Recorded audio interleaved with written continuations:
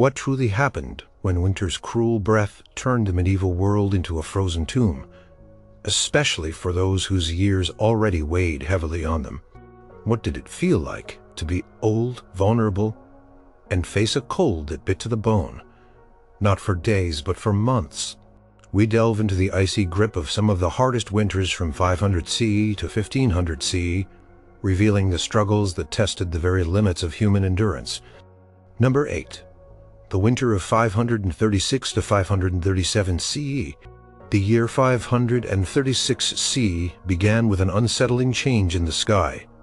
A strange, dim veil descended across the sun, casting an unnatural gloom over the European continent. It was as if a permanent twilight had replaced the bright light of day. People spoke of a sun without its usual brilliance, shining like a moon, giving little warmth. This was not a quick passing cloud. This was a persistent, chilling shadow that stretched for many months, a pall that would lead directly into one of the most brutal winters in recorded history. The cause, unknown to those living through it, was a massive volcanic eruption, likely in Iceland, spewing ash and aerosols high into the atmosphere, blocking the sun's life-giving rays. When the usual autumn chill arrived, it brought with it an unusual severity. Early snowfalls blanketed the ground in places where snow rarely fell before December. The air grew heavy with an oppressive cold that seemed to sink into the very stones of the earth. Farmers watched their late crops shrivel, frozen in the fields before they could ripen. The harvest, already meager due to the dim sun, was now decimated. This was the prelude to the winter of 536 to 537 CE, a season of profound hardship that would test the resilience of every person, especially the old. For the elderly, the first signs of this extreme cold were immediate and terrifying. Their joints, already stiffened by years of labor or ailments, seized up with a new agonizing ache.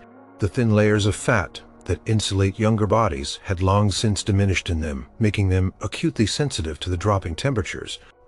They felt the cold penetrate their very bones, a gnawing, persistent discomfort that no amount of blankets seemed to truly alleviate. Inside their drafty homes, made of wood and wattle and daub, the warmth from a central hearth offered little defense against the relentless chill seeping through every crack and crevice. The food stores, already depleted by the poor summer, dwindled rapidly. Grain, usually the staple, had not ripened sufficiently, leading to a scarcity of bread. The elderly, with fewer teeth or weaker digestion, found it harder to consume the coarse, unbaked grains or wild roots that people resorted to foraging. Their bodies, accustomed to less strenuous living, struggled to extract sustenance from such meager provisions. They required a gentle, nourishing broth. But the animals were dying from the cold, and the fields yielded nothing. A frail grandmother, her hands gnarled by age, might sit by a dying fire, listening to her stomach rumble, her breath misting in the cold air.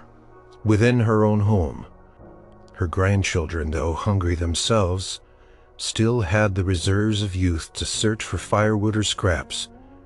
She did not. Movement became a perilous task. The constant snow and ice made pathways treacherous. A simple trip to an outdoor latrine or to gather a few precious sticks of wood became an arduous journey, fraught with the risk of a fall. A broken hip for an elderly person in this era often meant a lingering decline and certain death with no effective medical care available. An old man, once a strong farmer, might now find himself unable to walk to the village, well dependent on the kindness of neighbors or family members who were themselves struggling for survival. The bitter wind, laden with ice crystals, would lash at their exposed skin, causing frostbite to set in quickly on fingers and toes, turning them black and lifeless. Disease, ever a companion to famine and cold, began to spread. Respiratory infections, from simple coughs to life-threatening pneumonia, found fertile ground in lungs weakened by cold and malnutrition. The elderly, with their compromised immune systems, were particularly susceptible. A persistent cough in a young person might resolve, but for an old woman, it could quickly spiral into a fever and an inability to breathe, leaving her gasping for air in a bed of straw. The communal living arrangements, though offering some measure of shared warmth, also meant that illnesses passed easily from person to person, creating a cycle of sickness that further depleted an already struggling population. The psychological was immense. For the elderly, who had seen many winters, this one felt different, more menacing. They remembered seasons of hardship, but nothing of this scale. Nothing that felt so utterly without end. The constant dimness, the gnawing hunger, the pervasive cold, and the sight of children growing thin and pale gnawed at their spirit. They had lived through years of plenty and now faced a world that seemed to be collapsing. An old storyteller, once vibrant with tales of harvests and feasts, might now sit in silence, his voice hoarse from hunger, his eyes reflecting a deep, profound weariness. They knew in their wisdom that a winter this severe would have long-lasting consequences for their communities, for the very fabric of their lives. The hope that usually accompanied the promise of spring seemed impossibly distant. Number 7. The winter of 763 to 764 CE. The winter of 763 to 764 CE descended upon the land with an unprecedented ferocity, especially across the heartland of Francia. Chronicles of the time spoke of a cold so intense that rivers and lakes froze to incredible depths, solidifying into impassable sheets of ice for months on end. The rivers Seine, the Rhine, and even the Danube were said to have become frozen roadways, allowing people to walk and even ride horses across their usually flowing waters. This was not a mere surface chill. The ice went deep, signaling an extreme and prolonged period of sub-zero temperatures. The air itself seemed to crackle with the cold. Every breath taken was a gasp of freezing air stinging the lungs. Snow fell consistently, not in gentle flurries, but in heavy, continuous blankets that buried homes and pathways. Villages became isolated islands in a vast white sea. The cutting winds whipped across the open lands, finding every gap in clothing, every chink in the walls of humble dwellings. This relentless assault of cold brought daily life to a grinding halt, particularly for those whose physical reserves were already diminished by age. For the elderly, the depth of the ice on the rivers meant more than just a spectacle. It signified a profound disruption to their world. Trade routes, often reliant on waterways, were completely impassable. This meant no new supplies, no movement of goods, and no possibility of escaping the harsh conditions. A community might be cut off from its usual sources of food or fuel. An elderly woman, perhaps suffering from rheumatism, would find her joints locked with pain, her movements stiff and agonizing. The effort to merely rise from a low stool felt like climbing a mountain. The cold intensified the aches and pains that already accompanied old age, turning minor discomforts into debilitating torments. Fuel for fires became desperately scarce. With deep snow covering forests and pathways, gathering firewood was an immense undertaking, a task largely impossible for the elderly. Younger family members or villagers might undertake perilous journeys into the frozen woods, but the supply dwindled quickly. Homes that usually enjoyed a modest warmth became bitter cold chambers. An old man, his skin paper thin, shivered uncontrollably even beside a dying ember, his teeth chattering, his body unable to generate enough heat. The lack of proper heating meant that condensation formed on walls, freezing into intricate patterns of ice inside the very homes, adding to the pervasive damp and chill. Food, already a concern in pre-modern times, became a severe crisis. The freezing temperatures devastated any remaining root crops in the ground. Animals, both wild and domesticated, succumbed to the cold or starved, making meat an unattainable luxury. The elderly, often at the bottom of the household hierarchy in terms of food allocation during extreme scarcity, received the smallest portions of whatever meager supplies remained. Their bodies, less efficient at processing nutrients, withered. They might be given only a thin gruel, if anything at all, while the younger working members of the family struggled to maintain their strength. An old woman, her stomach cramping from hunger, would watch her dwindling bread supply with a profound sense of despair, knowing that her ability to contribute to the family's survival was limited. The pervasive cold led to widespread illness. Frostbite was a constant threat, turning exposed skin a mottled purple, then black. Toes and fingers became numb, then useless, sometimes requiring amputation with crude tools and no anesthesia. For the elderly, whose circulation was often poor, this danger was magnified beyond. Frostbite, respiratory infections were rampant. The constant exposure to cold, the dampness within homes, and a weakened state of their bodies made them easy targets for pneumonia and other fatal lung ailments. A cough for an old person would quickly turn into a struggle for breath, a rattling in the chest that signaled the end was near. Social structures also felt the strain. Communities, once tightly knit, faced the impossible choice of who to feed, who to care for. The burden of caring for the infirm elderly, who could not contribute to the vital tasks of survival, grew heavier as resources dwindled. While many families showed immense loyalty and devotion, the sheer scale of the suffering meant that some of the very old and frail might be left to their fate, unable to move, unable to eat, dying quietly in their beds. The frozen ground itself became a barrier to dignified burial, making the process of interring the dead a Herculean task, further deepening the sorrow and desperation that hung over the land. Number 6. The winter of 821 to 822 CE. The Frankish Empire under Charlemagne's successors found itself gripped by a devastating winter in 821 to 822 CE. Records from monastic scribes, usually meticulous in their observations of religious events, dedicated significant space to the unfolding disaster. It was not just a cold winter. It was a winter that followed a series of poor harvests, compounding the existing scarcity and turning it into a full-blown famine. The rains of the previous summer had been either too heavy or too scarce at the wrong times, and the usual agricultural rhythm was already thrown into disarray. When the snow began to fall in late autumn of 821, it did so with a vengeance thick and unrelenting.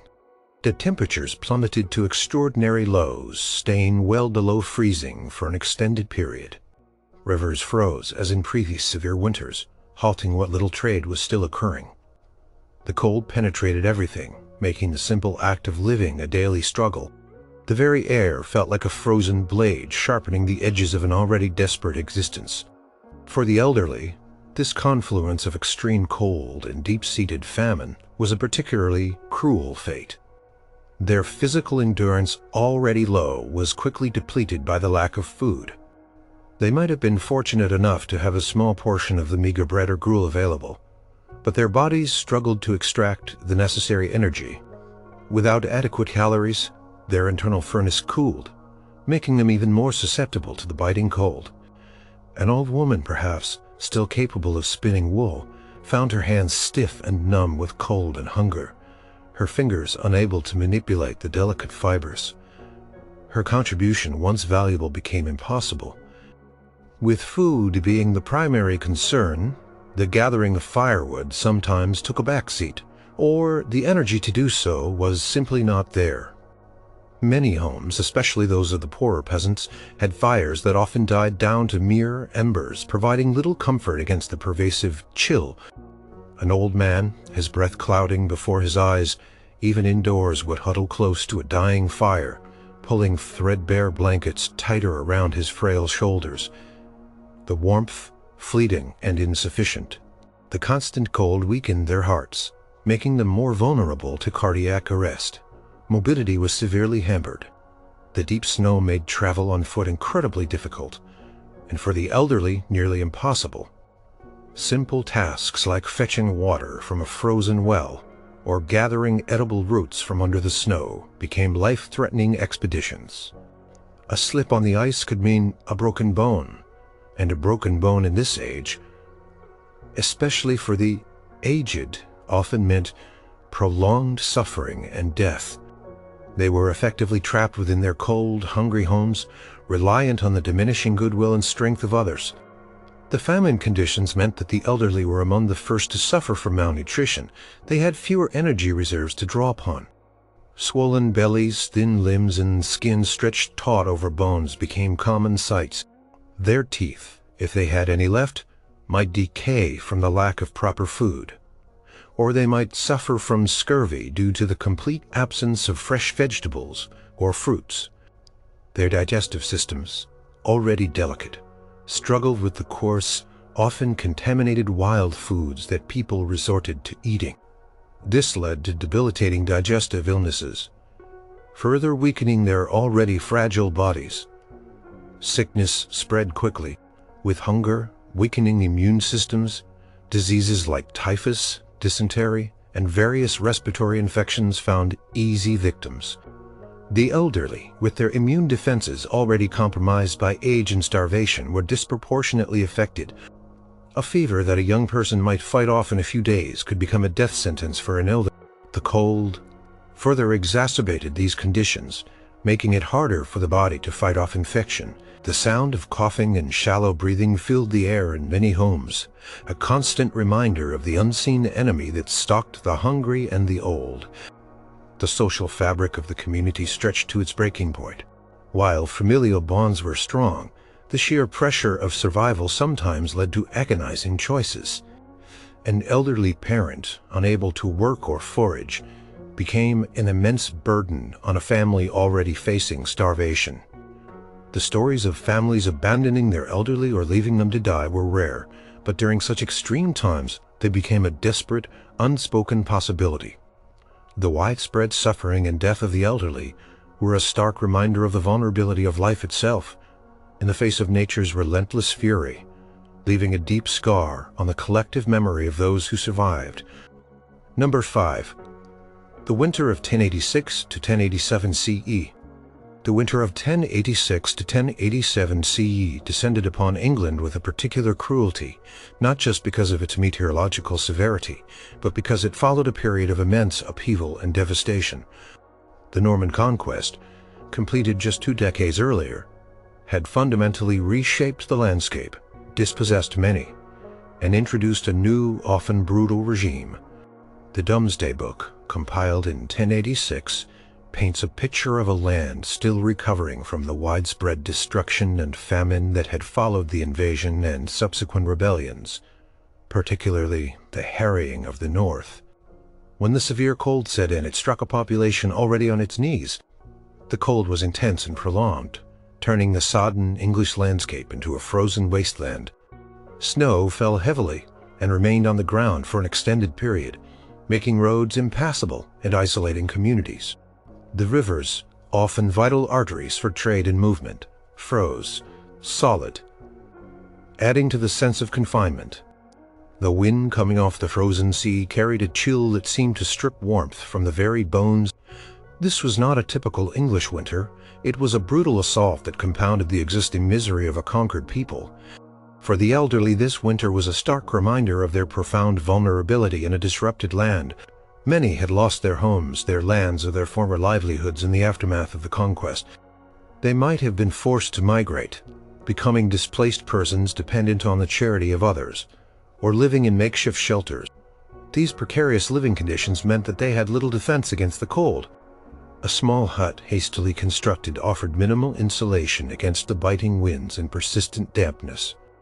An old woman, perhaps a widow, whose sons had died in battle or been dispossessed, might find herself sharing a cramped, cold hovel with strangers, the chill seeping up through the earthen floor. Food scarcity was paramount. The Norman lords, often focused on consolidating their power and collecting taxes, showed little mercy. The land, still scarred from years of conflict and inadequate cultivation, yielded meager harvests. Whatever was harvested was often taken as tribute, leaving little for the peasants. The elderly, already weakened by years of meager diets, found their bodies unable to cope with the prolonged hunger. Their old teeth struggled with coarse, unhusked grain, and their digestive systems rebelled against the constant lack of nourishment. They might have been reduced to foraging for meager berries or roots under the snow, a task almost impossible for their stiff limbs and poor eyesight. The lack of mobility due to the heavy snow and ice, was particularly avid. The elderly, already unsteady on their feet, were effectively imprisoned by the conditions. They could not travel to seek help, find work, or even visit neighbors. The world shrank to the cold, dim confines of their dwelling. An old man, once a tenant farmer, now landless, might sit by a dying fire, his legs swollen and painful from a cold, unable to move to chop more wood or fetch water, dependent entirely on the kindness of overworked and equally struggling family members. The combination of cold, hunger, and poor sanitation created a breeding ground for various ailments. Respiratory infections, fevers, and dysentery swept through the population. The elderly, with their weakened immune systems and lack of proper nourishment, were often the first to succumb. A persistent cough could quickly turn into a fatal illness, their bodies too frail to fight it off. The harshness of the winter meant that those who fell ill often died quickly, unable to recover in the relentless cold and starvation. The social and psychological impact was immense. The displacement and disruption of the conquest had already severed traditional community bonds. This harsh winter deepened the isolation and despair. For the elderly, who remembered a time before the conquest, a time of relative stability, this prolonged period of suffering was a profound blow. They saw their children and grandchildren struggling, and they felt the burden of their own inability to contribute meaningfully. The sight of death became commonplace. The ground, frozen solid, made burials incredibly difficult, meaning the bodies sometimes had to be kept for days or weeks. A grim reminder of the winter's toll, further adding to the misery and dread that permeated every aspect of life. Number 4. The winter of 1124 to 1125 CE. The winter of 1124 to 1125 CE is recorded in chronicles as a time of immense hardship across much of Europe, notably in France and England. It followed a summer that had been plagued by excessive rainfall and unseasonable cold, leading to widespread crop failures. The usual bounty of the harvest was severely diminished, setting the stage for a desperate winter. When the cold truly set in, it was not merely a seasonal chill. It was a profound, lingering freeze that locked the land in its grip for months. Snow began to fall early, blanketing the fields and roads, and it continued relentlessly, piling up to unprecedented depths. The cold was bitter, piercing, and constant, pushing temperatures far below what people were accustomed to. Rivers and streams froze solid, cutting off water supplies and halting all but the most desperate forms of travel. The very air felt heavy with the promise of frostbite and misery, and the short, dim days offered little respite from the encroaching darkness and cold. For the elderly, this winter was a relentless assault on their already vulnerable bodies. Their joints, already stiffened by years of life, became agonizingly painful. In the extreme cold, the reduced circulation in their extremities made them particularly susceptible to frostbite, turning their fingers and toes numb. Then an old woman, her hands gnarled and trembling, might struggle simply to fasten a button on her meager garment, her fingers stiff and unresponsive, a grim indicator of the bone-deep chill that pervaded her existence. Food scarcity, already acute due to the failed harvest, reached catastrophic levels. The granaries were almost empty. People resorted to eating whatever they could find: roots, tree bark, even leaves, often contaminated or difficult to digest. For the elderly, whose digestive systems were less robust, this meant profound malnutrition and digestive distress. They struggled to chew and swallow the coarse, unpalatable substitutes for bread. Their bodies, unable to extract enough nutrition, wasted away, their skin becoming thin and their bones brittle. An old man, once a robust laborer, might now be reduced to a gaunt shadow, his eyes sunken, his breath shallow. Simply existing from one hungry moment to the next, fuel for fires became an almost impossible luxury. With deep snow covering forests and pathways, and bodies weakened by hunger, the arduous task of gathering wood fell mostly to the young, who themselves were struggling for strength. Many homes went without adequate heating. the indoor temperatures barely above freezing. The elderly, unable to generate much body heat, would huddle under layers of inadequate cloth, shivering uncontrollably, their lips turning blue. The constant cold intensified their pre-existing ailments, such as arthritis and respiratory issues, making every day a battle against pain, and the slow creep of hypothermia movement was severely restricted. The deep snow and ice made the outside world a dangerous place. An old person prone to falls risked a broken bone that would inevitably lead to further suffering and likely death, with no effective medical care. They were often confined to their cold, dark dwellings, isolated from neighbors and community, their world shrinking to the confines of their immediate family. This isolation, coupled with the constant hunger and cold, took a heavy psychological toll, breeding a profound sense of hopelessness and despair. Disease, a grim reaper in times of famine and cold, swept through the weakened population. Typhus, dysentery, and various fevers found easy victims in bodies starved of nutrients and weakened by the cold. The elderly, with their compromised immune systems, were often the first to succumb. A simple cold could quickly escalate into a life-threatening pneumonia, and their frail bodies had little capacity to fight off infection. The deaths of the old became a common, almost expected occurrence, a grim sign of the winter's severity. The ground, frozen solid, resisted. The shovel-making burial is a harrowing and often delayed process. Bodies had to be wrapped and kept in homes or outbuildings for days, sometimes weeks, until the earth softened enough to receive them. This added to the grim reality of the situation, a constant reminder of the pervasive death and the overwhelming power of the elements. The long, dark nights of that winter were filled with the quiet suffering of the old, their dwindling breaths, a testament to the sheer, unyielding cruelty of the elements. Number 3. The winter of 1257 to 1258 CE. The winter of 1257 to 1258 CE arrived on the heels of a devastating environmental catastrophe, unknown in its precise cause to those who lived through it. Modern research points to the eruption of Mount Samalas in Indonesia in 1257, a colossal event that ejected vast amounts of ash and sulfur dioxide into the atmosphere. This veiled the sun, causing global temperatures to drop significantly, much like the event in 536 CE. For Europe, this meant an immediate and dramatic cooling, leading to widespread crop failures in the summer of 1257.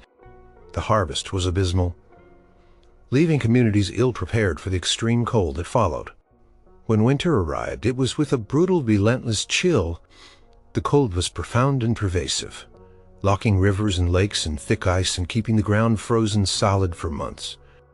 Snow fell heavily and frequently, burying roads and villages under deep drifts, isolating communities from one another. The air was constantly sharp with frost, stinging exposed skin and chilling the lungs with every breath.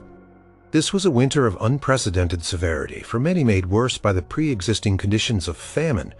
For the elderly, the scarcity of food was an immediate and agonizing problem. The already meager rations from the failed harvest dwindled rapidly. Grain, usually the staple, was almost non-existent, leading to widespread hunger. People were forced to consume whatever they could find: coarse roots, boiled bark, or even the carcasses of animals that had died from the cold and starvation.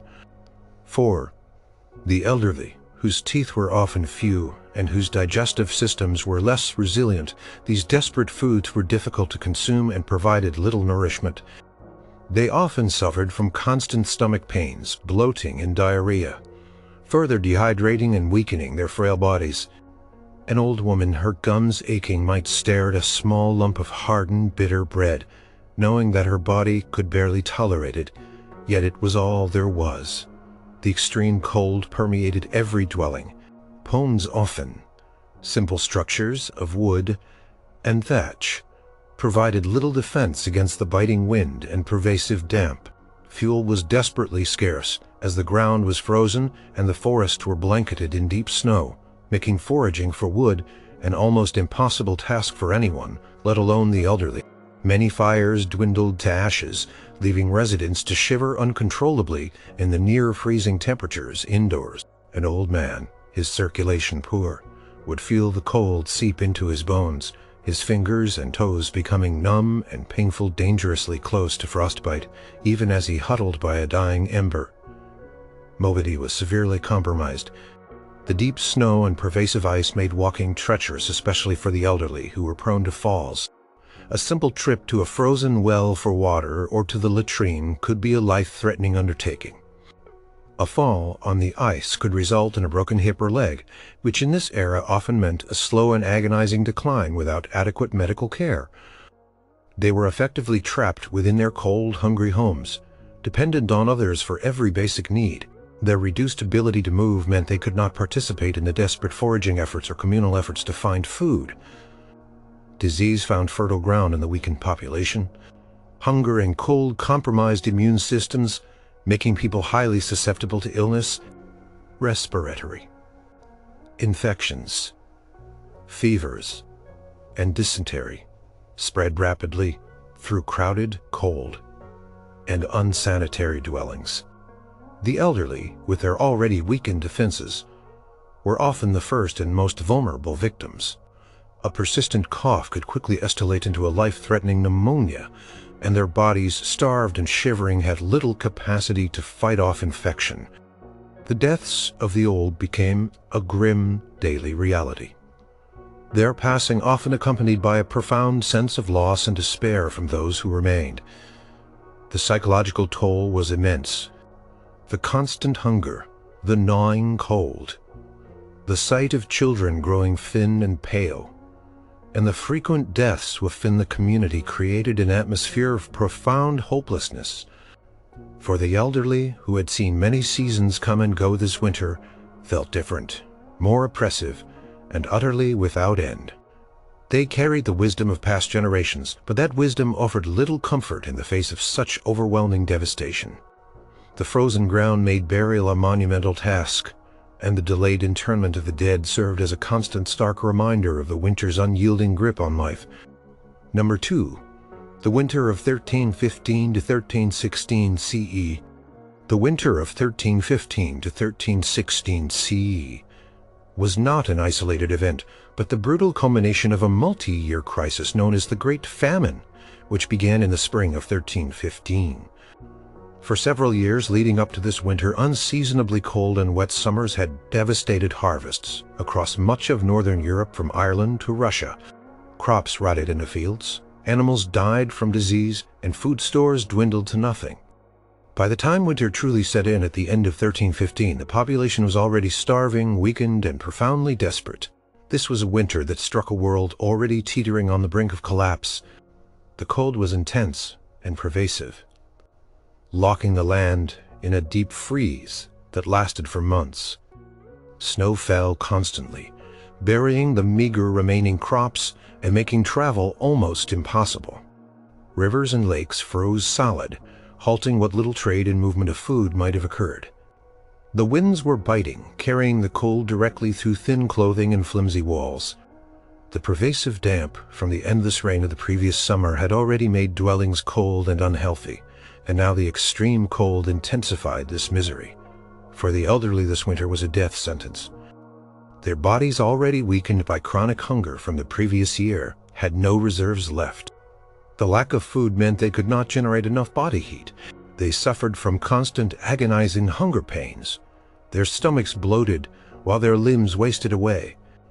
They were often given the smallest, most unappetizing portions, if anything at all, as families opportunized feeding the young who might still work or contribute.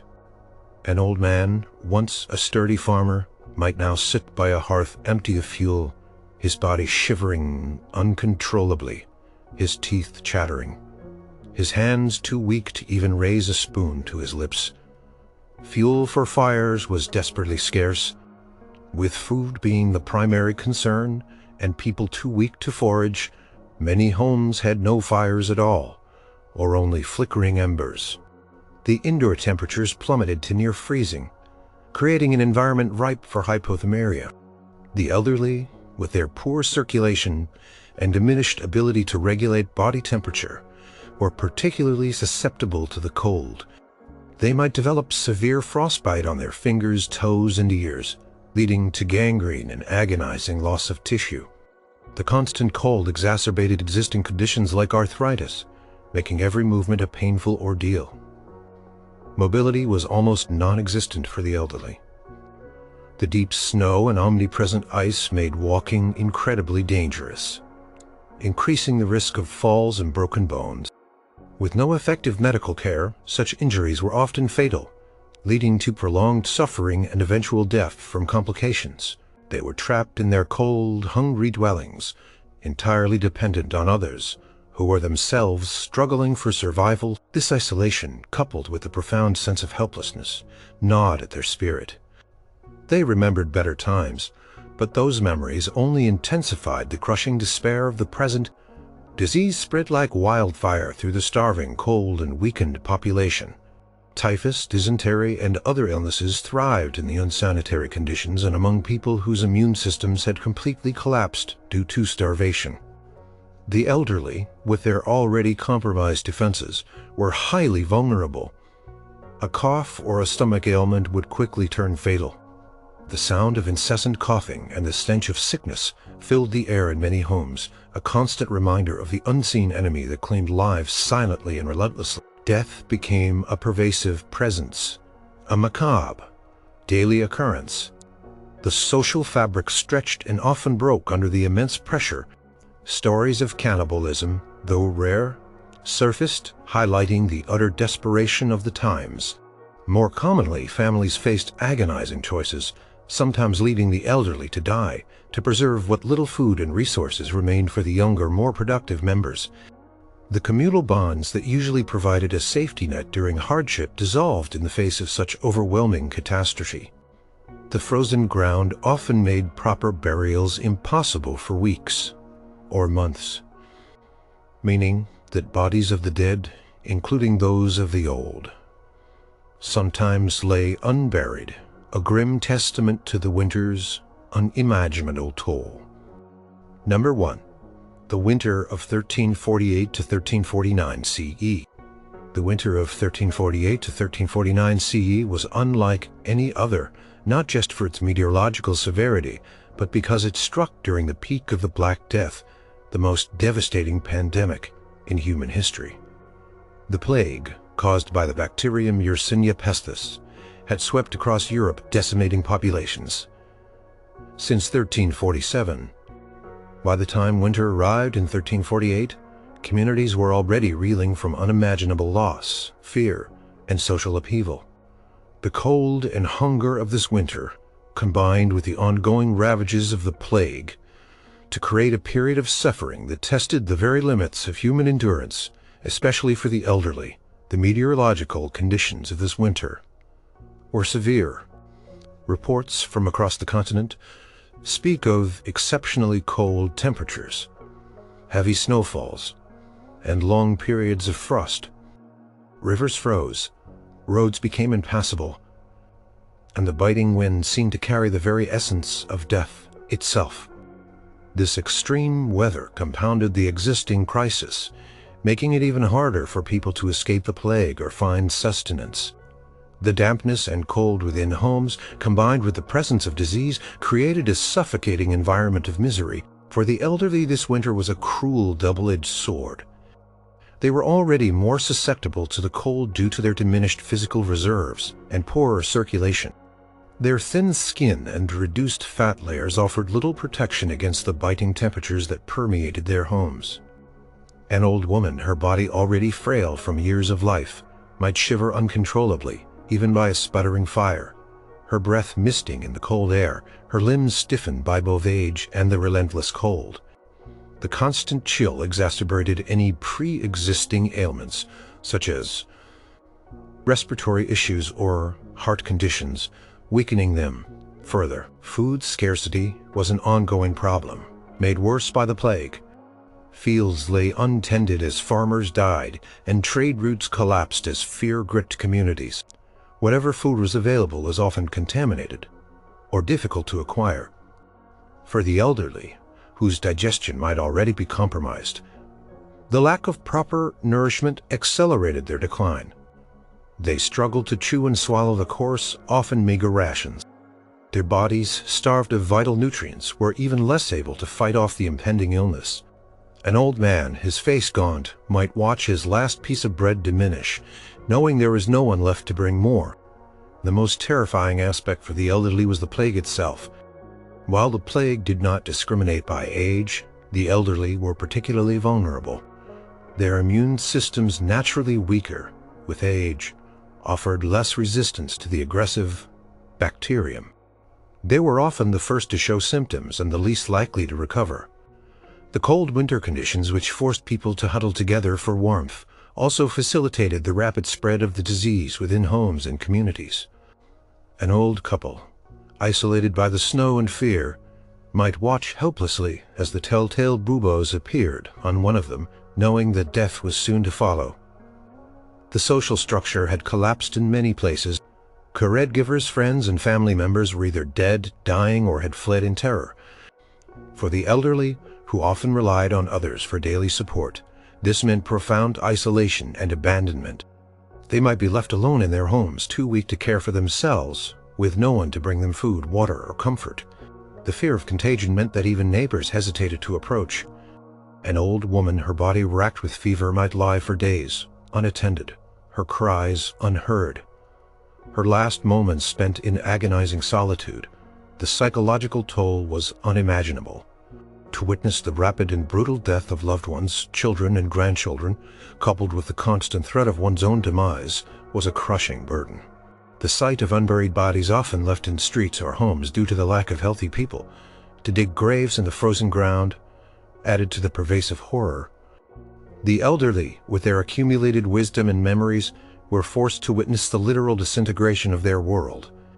Hope, a vital component of human endurance, seemed to vanish in the face of such overwhelming destruction.